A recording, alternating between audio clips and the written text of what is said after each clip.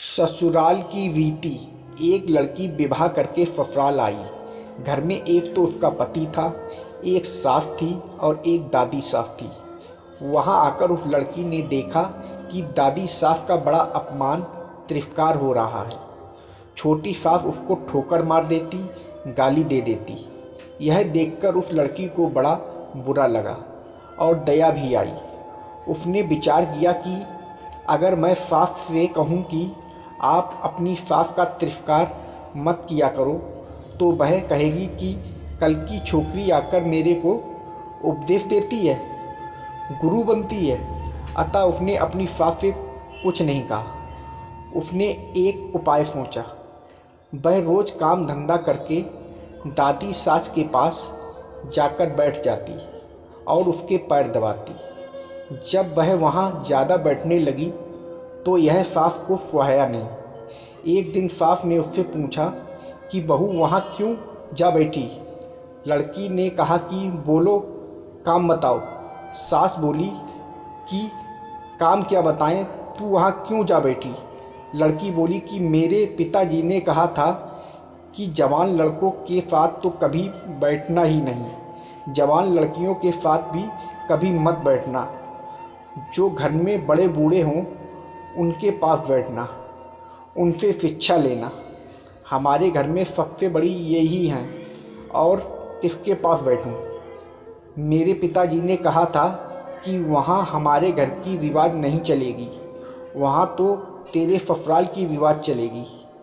मेरे को यहाँ की रिवाज सीखनी है, इसलिए मैं उनसे पूछती हूँ कि मेरी सास आपकी सेवा कैसे करती हैं। सास ने पूछा कि बुढ़िया ने क्या कहा। वह बोली कि दादी जी कहती हैं कि यह मेरे को ठोकर नहीं मारे, गाली नहीं दे तो मैं सेवा ही मान लूँ।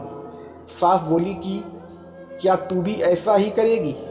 वह बोली कि मैं ऐसा नहीं कहती हूँ, मेरे पिताजी ने कहा है कि बड़ों से ससुराल की रीति सीखना।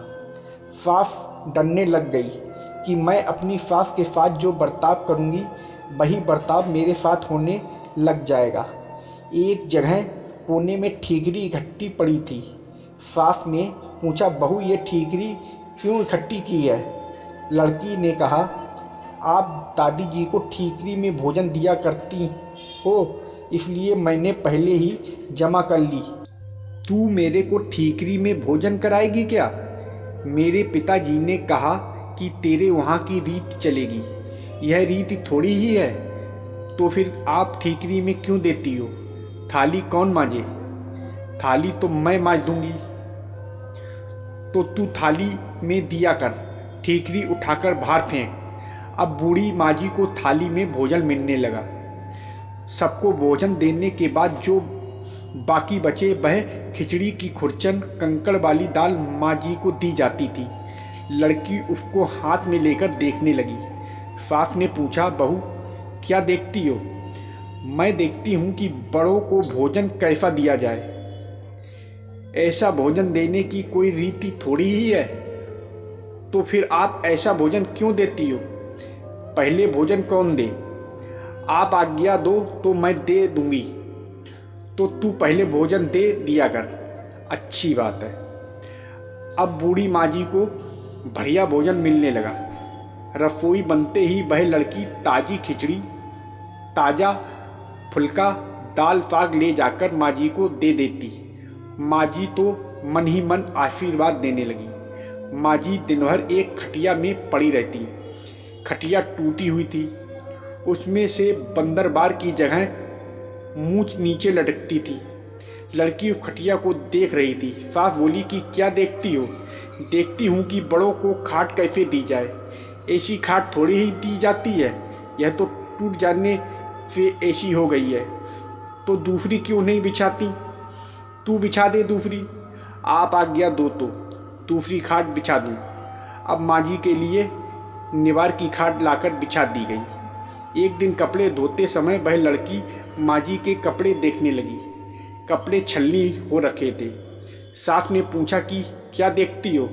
देखती हूँ कि बूढ़ों को कपड़ा कैसे दिया जाए।